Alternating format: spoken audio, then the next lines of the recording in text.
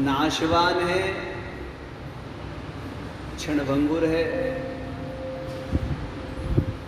और मलमूत्रादियों का भांड। इसमें कोई बहुत महत्वपूर्ण चीजें नहीं है। इतना ही अंतर है कि कोई काला है, कोई गोरा है, कोई स्त्री पुरुष आदि है। उससे अतिरिक्त इसमें क्या है?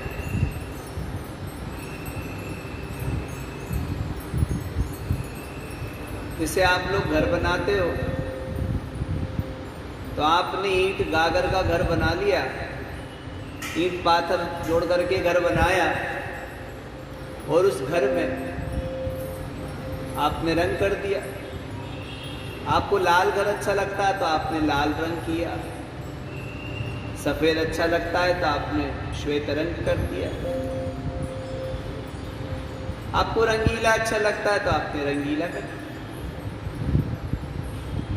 जिस तरह के रंग वाले घर में आप रहना चाहते हैं वैसा कलर आपने कर दिया,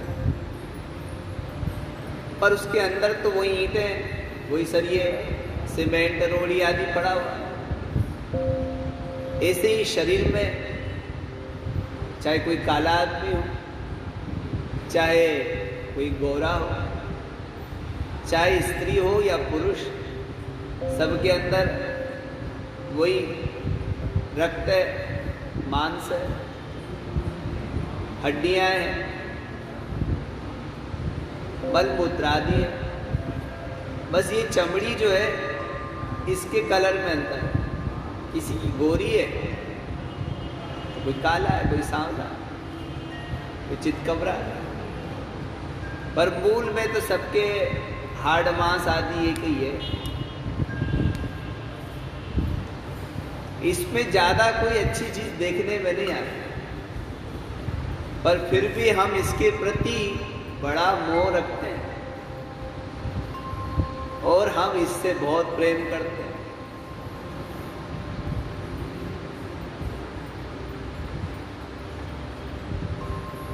इसकी सुरक्षा भी करते रहते हैं।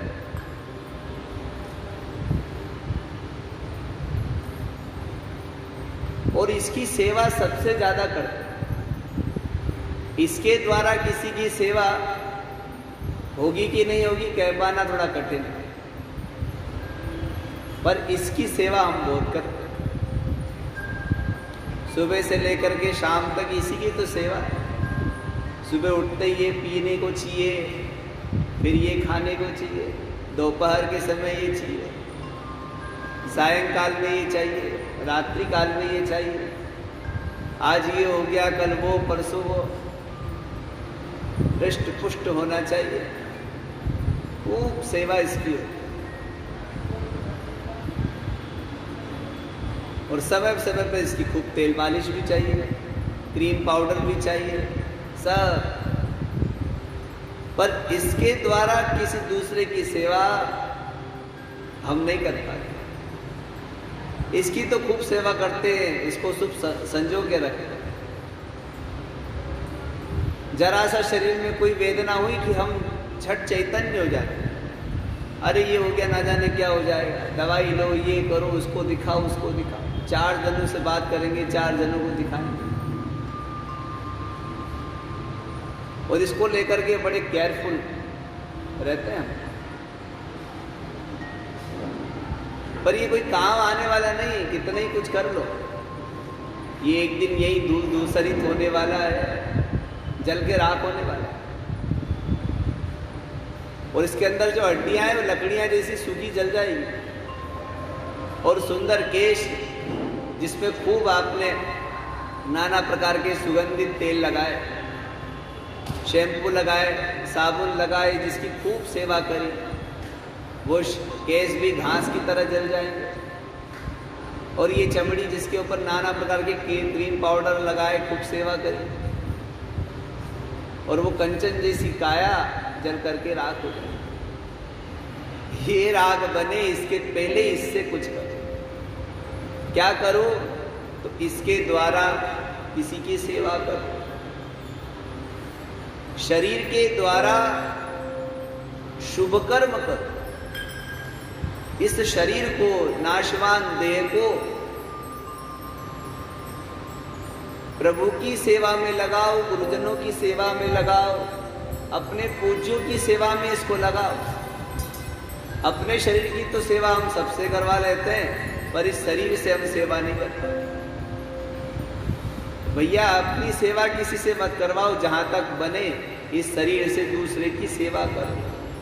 भगवान काय के लिए आते हैं धराधाम, परोपकार के, स्वयं अपने हाथ से सेवा करो।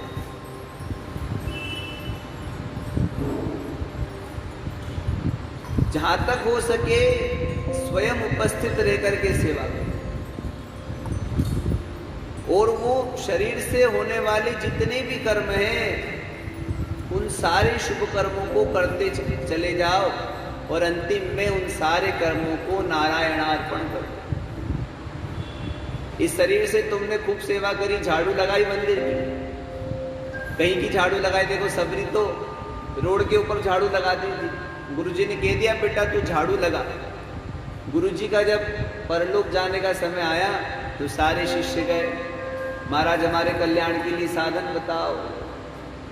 तो वो मतंग ऋषि सबको साधन बताने लगे, कहा तू जप करना, तू पाठ करना, तू पूजा करना। सबरी माता पहुंच गई, कहा गुरुवर मेरे लिए क्या आज्ञा है। तो गुरुजी ने कहा बेटी तू एक काम करना, तू झाड़ू लगा, तो बुआरी लगाएगी तो ही तुझे परमात्मा की प्राप्ति हो जाएगी। और मां सबरी ने गुरु वाक्य को अपने जीवन में अंगीकार किया और झाड़ू की सेवा करी। और देखो परमात्मा स्वयं उनके पास में चल के आए। हम तो रोज भगवान के पास में चल के जाते हैं, और मां सबरी के पास में भगवान स्वयं चल करके आए। अपने एक पंडित जी आते थे, शास्त्री जी आते थे, डॉक्टर श्री कृष्ण मिश्रा जी, अब तो नहीं रहे। वो हमने भी बचपन में देखा, हम लोग भी छोटे छोटे थे कि वो मिश्रा जी यहाँ झाड़ू लगाते थे। अच्छे पद पे थे, ओहदे पे थे, वो विद्वान थे, ऐसा नहीं, पढ़े लिखे ना, साधक भी थे, साथ में विद्वान भी, विद्वान साधक, स्वाध्यायशील रहते थे, साधनाशील रहते थे, और जीवन में उन्होंने सेवा को भी अपनाया, सेवाशील रहते थे, वो स्वयं सेवा करते। किसी ने पूछा गुरु जी इतनी झाड़ू क्यों निकालते हो? वो कहते थे अरे तुमको पता नहीं है माँ घूमती रहती है यहाँ। उन्होंने कहा ना जाने माँ कब आ जाए, हम लोगों के लिए नहीं करना, हमको भगवान के लिए करना।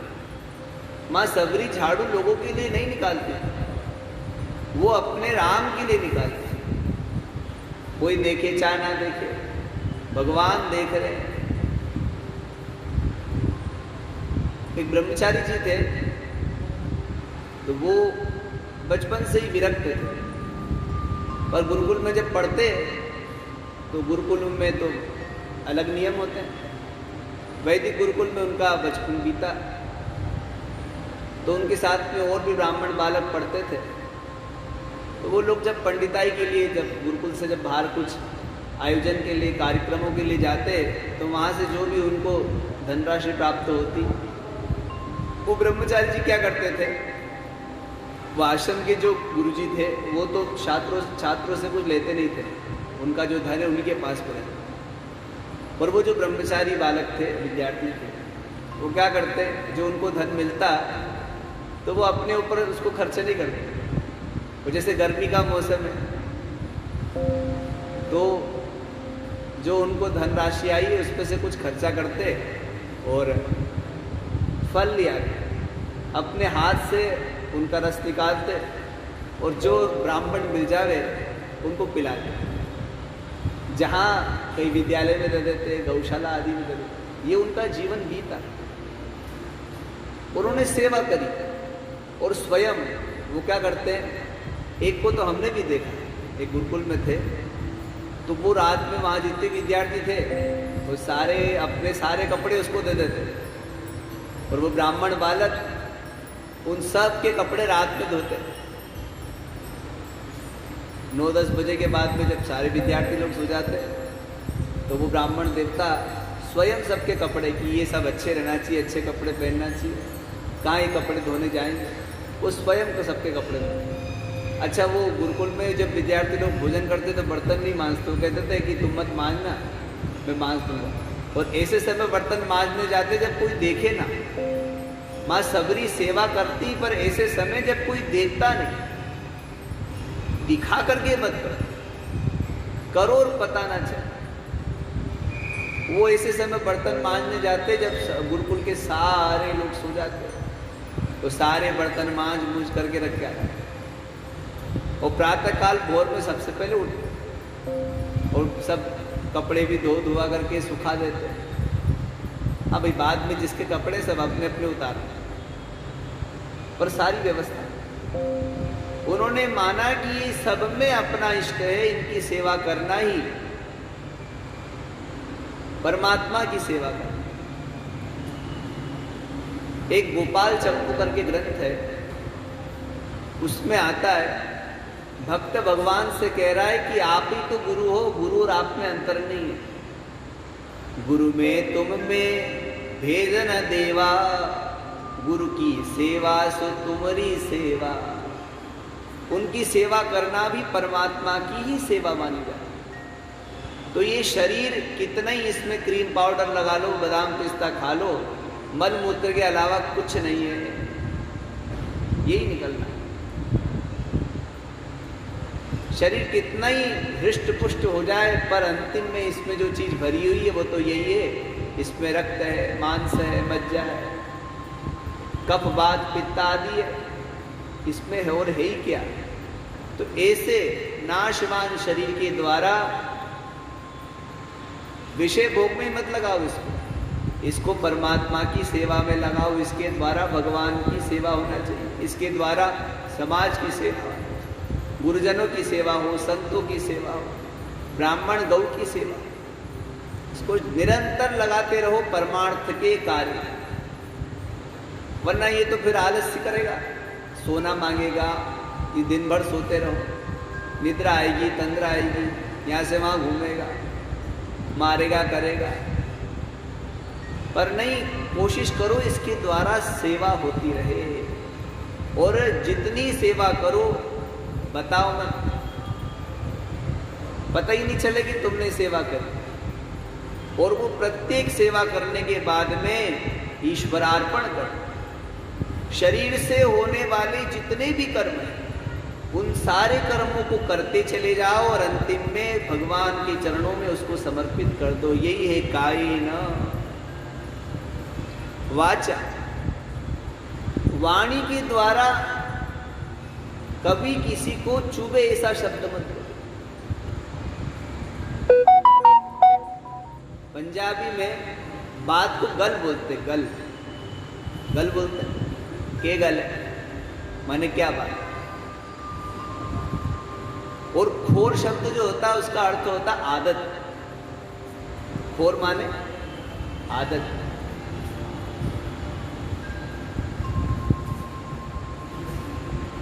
और जहां चुभे, चुभने वाला जहां हो, जो बात चुभे और जिसकी आदत पड़ जाए इसलिए उसको कहते हैं चुगलखोर। तो वो भी नहीं होना चाहिए।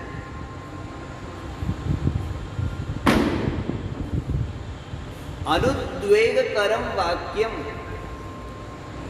जिससे उद्वेग हो, कष्ट हो, हमारे कहने के बाद में सुनने वाले व्यक्ति को कष्ट पहुंचे, ऐसा शब्द कभी मत बोलो। ऐसी वाणी कभी मत बोलो जो किसी को कष्ट दे। अनुद्वेग करम वाक्यम। और जब बोलो सत्य बोलो, पर सत्य ऐसा नहीं हो जो कड़वा हो, सत्य मीठा हो। और हितकर वचन बोलो जिससे किसी का फायदा हो, नुकसान ना हो। सत्यम प्रिय हितम चयत। और दूसरा है जहां तक हो सके भगवान का नाम निरंतर वाणी से उच्चारण करते रहो।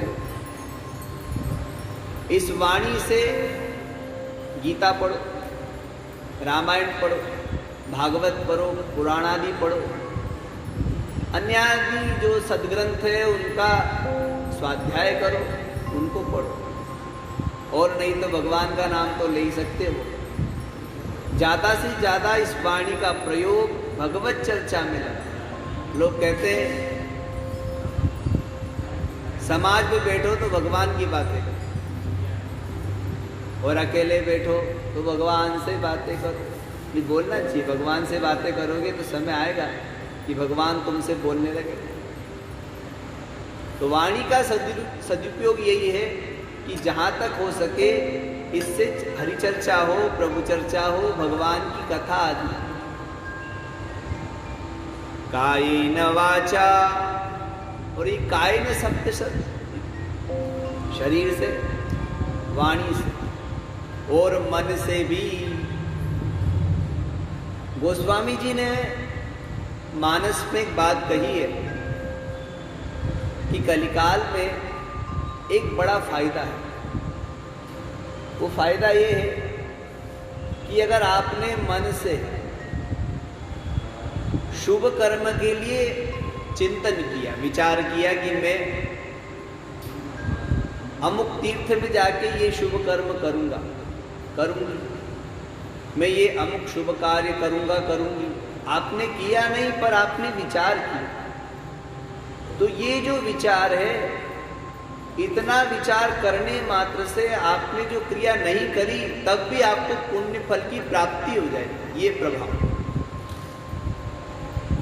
आपने वो शुभ कर्म अभी किया तो नहीं है, पर आपका जो विचार है कि मैं यज्ञ करूंगा, मैं अभिषेक करूंगा, मैं इतने ब्राह्मणों को भोजन कराऊंगा, गरीबों की सेवा करूंगा, या जो भी आपके मन में शुभ कर्म को लेकर के इच्छा हुई और आपने उस इच्छा को मन में किया, वो इच्छा मन में उत्पन्न हुई और आपने अगर उसको साकार नहीं भी किया हो तब भी वो आपके लिए पुण्य फल प्रदान करने वाली बन गई। पुण्य मिल गया, आपको फल मिल गया। और आपने मन से अगर किसी का बुरा विचार किया, नुकसान की बात सोची, सोचना तो नहीं है, पर यदि सोच लिया तो आपको पाप का फल नहीं मिलेगा। तो बुद्धिमान आदमी वही काम करेगा जिससे फायदा हो। तो फायदा इसी में है कि आप अच्छे विचार। कलियुग एक पुनीत प्रतापा, मानस पुण्य हो या नहीं पापा। कलिकाल में एक सबसे बड़ा प्रताप है कि मन से जितना अच्छा सोचोगे, अगर आपने उस शुभ कर्म को नहीं भी किया, सद्विचार को अपने जीवन में नहीं भी उतारा हो, तब भी आपको इतना विचार करने मात्र से पुण्य फल की प्राप्ति हो। तो मन से जहाँ तक हो सके शुभ कर्मों का विचार करो, और मन से जो भी कर्म करो, अंतिम में उन कर्मों को भी परमात्मा के चरणों में समर्पित कर दो। कायिक कर्म, वाचिक कर्म और मानसिक कर्मों को भी चरणों, भगवान के पावन चरणों में समर्पित कर दो। उसके बाद में आता है इंद्रिय। ये इंद्रियां भी बड़ी विलक्षण होती है भाई। इन इंद्रियों से होने वाले जितने भी कर्म हैं, आंखों से, कान से, नाक से, जिह्वा से, त्वगेंद्रिय से, हाथ पैर आदियों से, इंद्रिय से होने वाले जो भी कर्म है, ज्ञानेंद्रियां, कर्मेंद्रियां जितनी भी हैं, उनके द्वारा होने वाला जो भी शुभ है, उस शुभ को भी परमात्मा के चरणों में समर्पित कर दो। आपने हाथ से कोई काम किया तो खूब सेवा करी, आपने बहुत अच्छी चीज बनाई, पर हम 4 जनों को बोलते हैं, देख कैसा बना, देखो कैसा बना। अरे दुनिया अपने आप ही बोल देगी। एक गुरु जी थे काशी में, तो न्याय बहुत अच्छा पढ़ाते थे, हम भी उनके पास में पढ़ने जाते थे। तो पढ़ाने के बाद में मेरे से बोलते, देखा चिन्मय, हम जैसा पढ़ा सकते कोई पढ़ा सकता है? पूरी काशी में कोई नहीं पढ़ा सकता। तो हमने कहा गुरु जी बहुत अच्छा पढ़ाते हैं आप, आपका कहना ही है।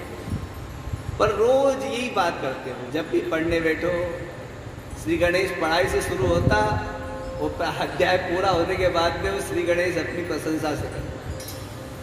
तो एक दिन हमने कहा गुरु जी ये बात हम बोले तो बड़ा अच्छा लगा, आपके मुंह से शोभा नहीं। हम जानते हैं कि आपसे अच्छा कोई पढ़ाने वाला नहीं, पर ये हम स्वयं प्रचार करें, हम बोले कि भैया गुरु जी जैसा पढ़ाते हैं ऐसा कोई नहीं, तो उसका प्रभाव पड़े। आप स्वयं अपने मुंह से बोलते हैं, उसका प्रभाव नहीं और वो घटेगा। अपनी आत्म प्रशंसा स्वयं करोगे तो पुण्य क्षण हो जाएगा, और दूसरे लोग करेंगे तो वृद्धि। तो जो तुम करते हो किए हुए कर्म को भी परमात्मा के चरणों में समर्पित करो। एक कुम्हार था, कुम्हार एक दिन वो सत्संग में गया। सत्संग में जब बैठा तो वो स्वामी जी महाराज ने बड़ा सुंदर उपदेश दिया, सुनकर के उसका मन मुग्ध हो गया।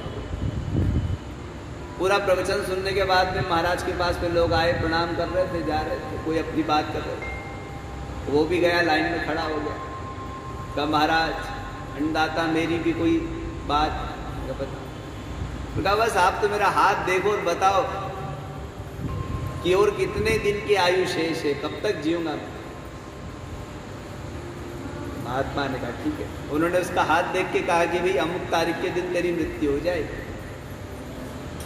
कहा महाराज अभी मरना नहीं चाहता, और दुनिया में मरना कोई नहीं चाहता, मरने की बात कोई नहीं चाहता।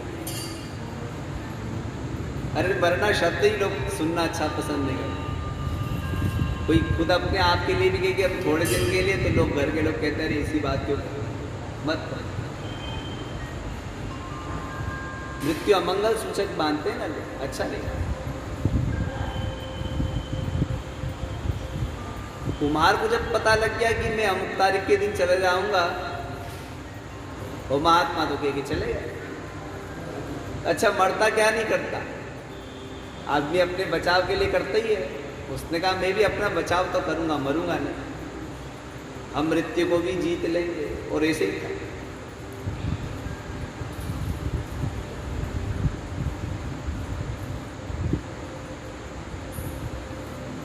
उसने क्या करा कि अपने जैसे 9 पुतले बनाए। कुम्हार था, मूर्तिकार था, और इतने सुंदर बनाए कि बिल्कुल ऐसा लगे कॉपी एक जैसे। असली नकली में कोई फर्क नहीं कर पाता, जड़ चेतन एक जैसे दिखने लगे।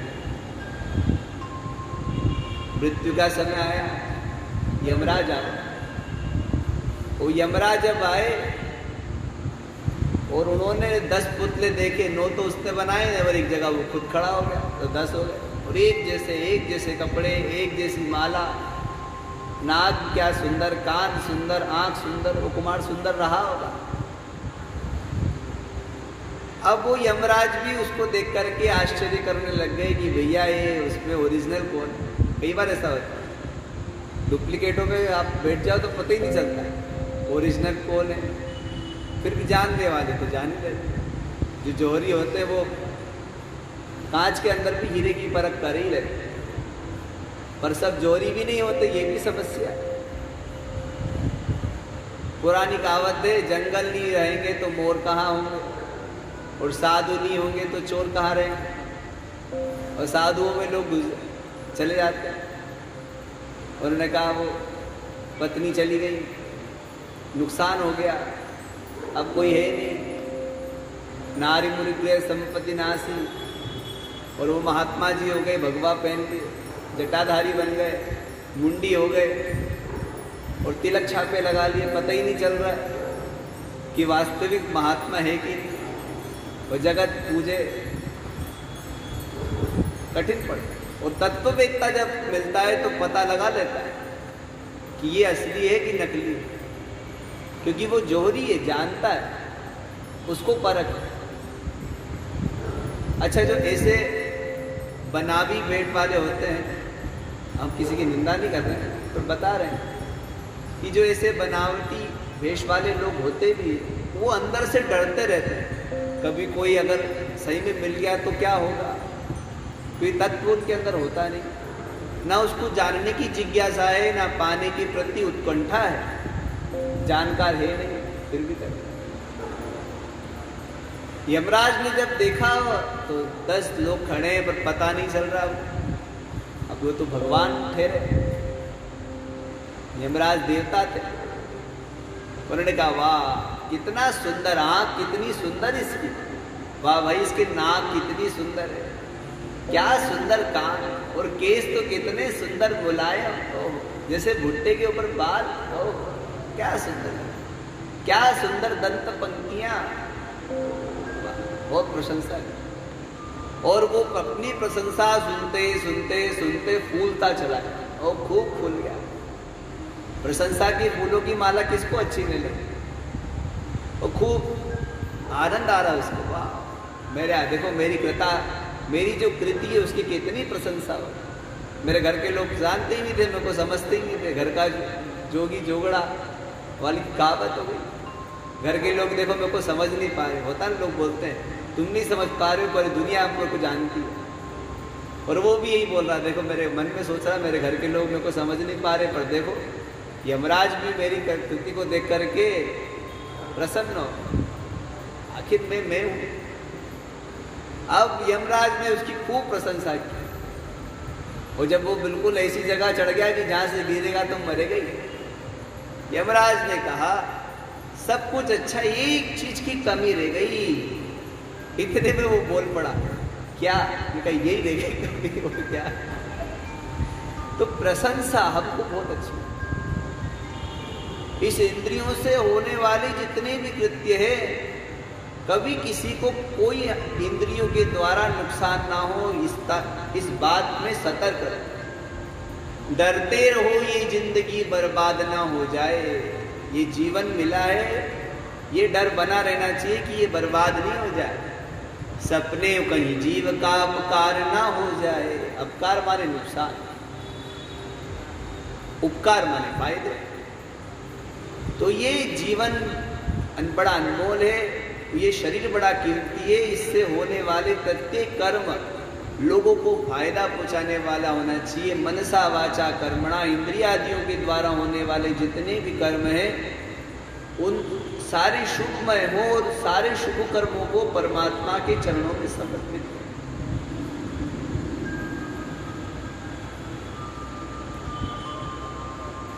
इसलिए ये भागवत धर्म कहलाता है कि जितना तुम कर रहे हो उन सारे कर्मों को करते चले जाओ, अशुभ कर्मों से बचो, शुभ कर्मों का आश्रय लो, और प्रत्येक शुभ कर्म को अंतिम में भगवान के चरणों में समर्पित करो। प्रातः काल जब उठो भगवान से कहो, भगवान आपने बड़ी कृपा करी, नर्तन दिया, इससे जितना हो सके हमसे शुभ कर्म करवाओ। और पूरे दिन कर्म करने के बाद में रात में सोने से पहले गिनो कि आपने अशुभ कर्म कितने कर दिए। शुभ कर्मों को मत गिनो, आपने अच्छे काम क्या किए उसको तो भूल जाओ। और अशुभ कर्म जितने भी कर हो गए हों उन कर्मों का प्रायश्चित्त भगवान से करो, उनसे क्षमा याचना करो, और सोचो कि दूसरे दिन अगर भगवान ने हमको अवसर दिया तो हम ये कर्म नहीं करेंगे। प्रतिज्ञाबद्ध हो, दृढ़ संकल्प हो। और दूसरा दिन जब हो तब भगवान से फिर कहो कि हे भगवान आप कितने दयानिधि है, मुझे एक और अवसर दिया। ऐसे प्रत्येक दिन जब आप भगवान से प्रार्थना करोगे और अपने कर्मों को गोविंदार्पण कर दोगे तो तुम कर्म की श्रृंखला से, जंजाल से बच जाओ। कविराज ने कहा कि शरीर से होने वाला, वाणी से होने वाला, मन से होने वाला और इंद्रियों से होने वाला जो कर्म है वो कृष्ण को अर्पण कर दो, गोविंद को अर्पण कर दो। और बुद्धि आज इतना ही। श्री राम जय जय राम, श्री राम जय जय